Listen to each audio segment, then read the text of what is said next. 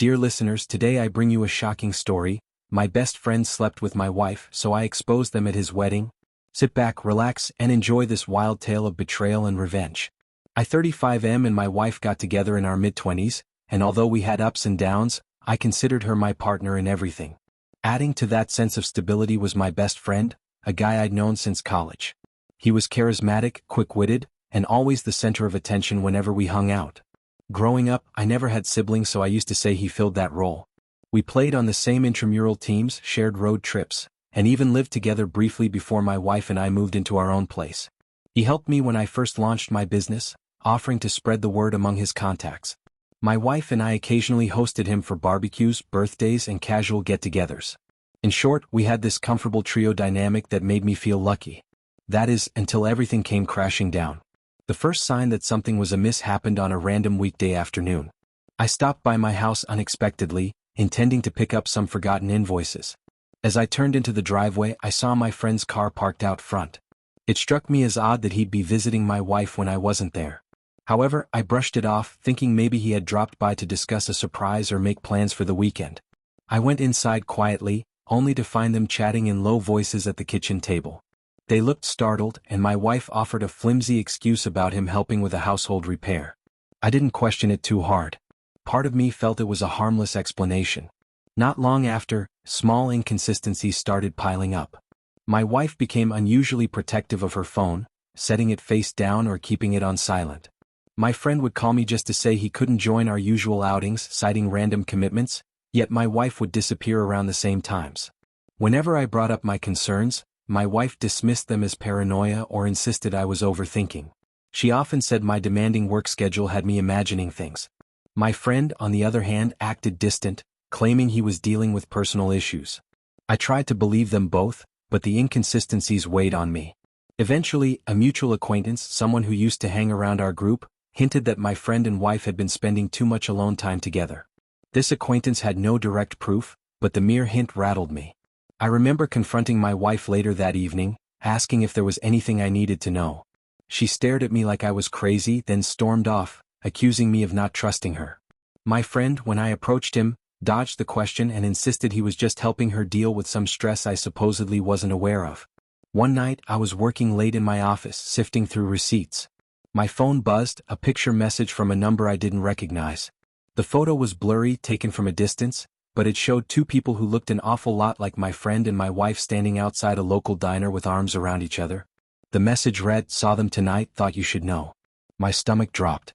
While the photo wasn't a smoking gun, it was enough to push me toward real answers.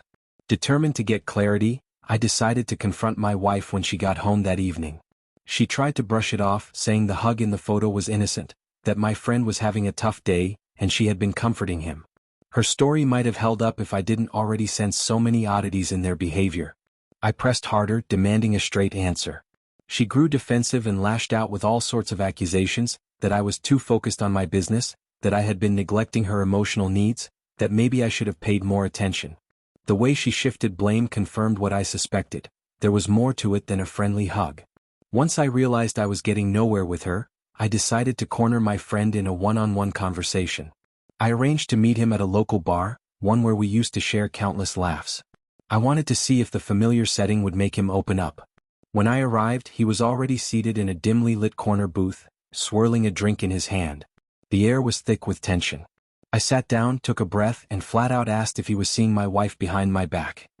His eyes darted away for a split second before he let out a reluctant sigh. He admitted they had crossed a line, as he put it, but tried to justify it by saying it started when my wife felt lonely and he was there to console her. He argued they never meant to hurt me, this was just some emotional affair that turned physical in a moment of weakness. Hearing him talk so casually about betraying, I made my blood boil. I asked how long it had been going on, and he didn't even have a straight answer, stammering about how it was a few months at most. In that moment, the betrayal was painfully clear. My two most trusted people had shattered every sense of loyalty I believed in. We left the bar without resolving anything. He mumbled an apology, but it felt hollow. I drove home feeling a storm of anger and heartbreak. When I confronted my wife again, she finally came clean about the affair. She said she felt unloved and he provided companionship. She apologized but didn't seem remorseful so much as she seemed embarrassed she'd been caught. For a week or two after that, We coexisted under the same roof in an unbearable atmosphere. Eventually, I decided I couldn't stay in the marriage. I contacted a lawyer who advised me on the process of filing for divorce. Under my state's laws, we could file on grounds of irreconcilable differences, and the timeline for finalizing it depended on how quickly we settled any property or asset disputes. We had no joint accounts I was particularly worried about, so it moved fairly fast. While the divorce progressed, my friend was noticeably absent from my life. He didn't check on me or even attempt to mend fences. Instead, the news trickled through acquaintances that he was still seeing my wife. Some folks whispered that their relationship was getting more serious. I couldn't wrap my head around the audacity of it. He had essentially stolen my spouse, and now they were parading their romance around as if nothing had happened. But the real shocker came later. One afternoon, I got a call from my friend. He wanted to meet for lunch because he had something important to discuss. Against my better judgment, I agreed. Partly out of morbid curiosity, we met at a casual sandwich place.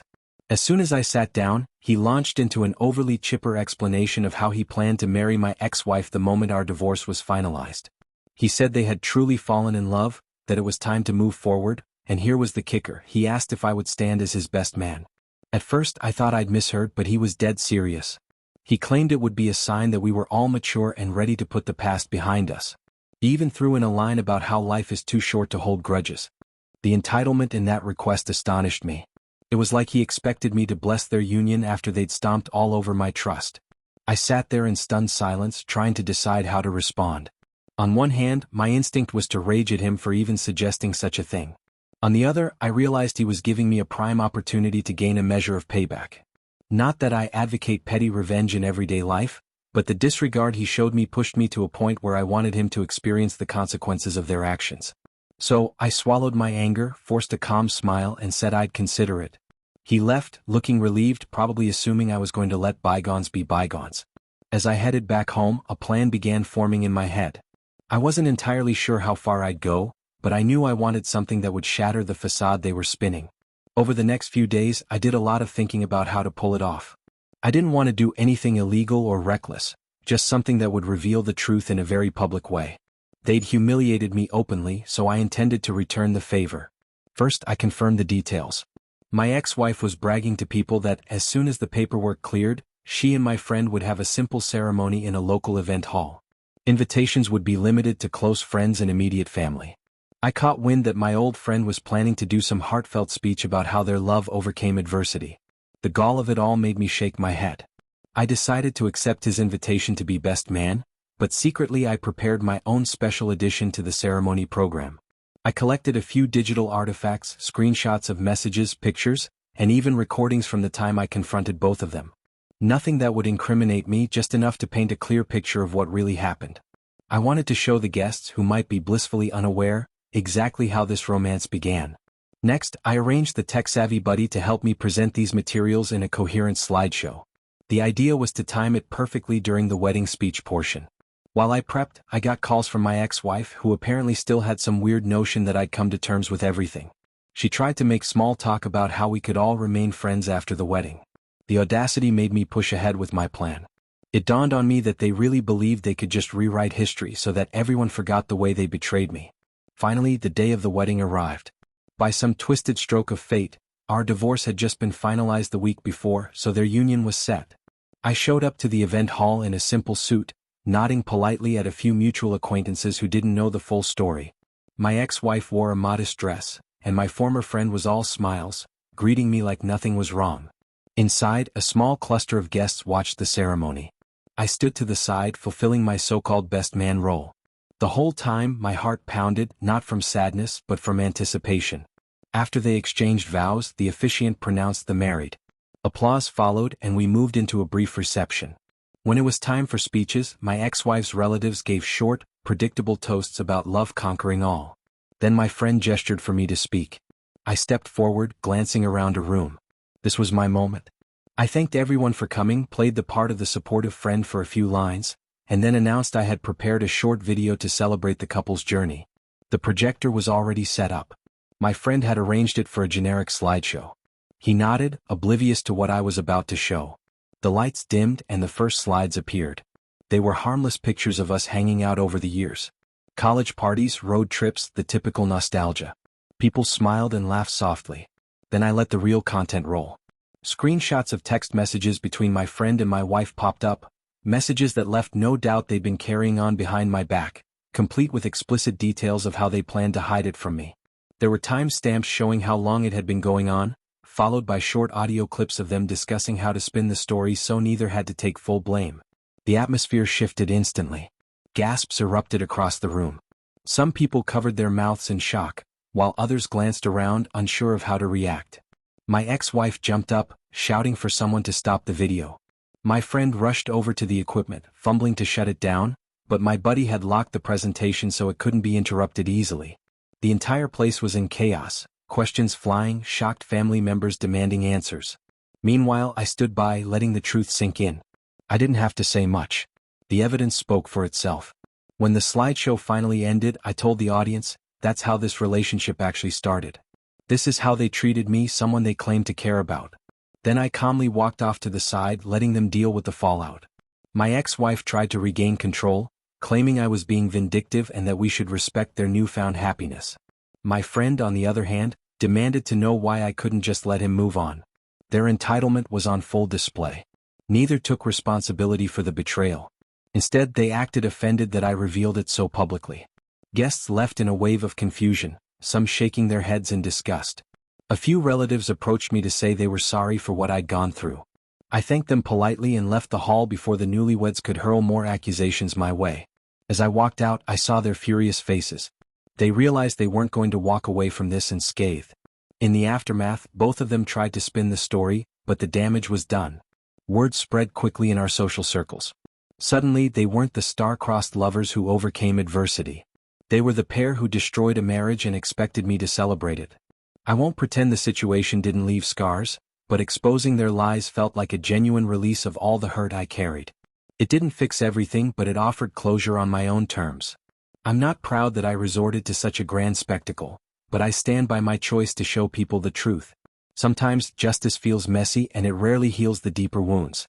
However, I can say I've moved on with a clear conscience, knowing I refuse to let them rewrite the story. People deserve to see behind the curtain when betrayal is disguised as romance. If nothing else, that day taught me a tough lesson about who's worthy of trust and how quickly a so-called friend can become the worst kind of enemy. Dear listeners, if you enjoyed this story, don't forget to subscribe to our YouTube channel for more amazing tales. Thanks for listening, and I'll see you next time.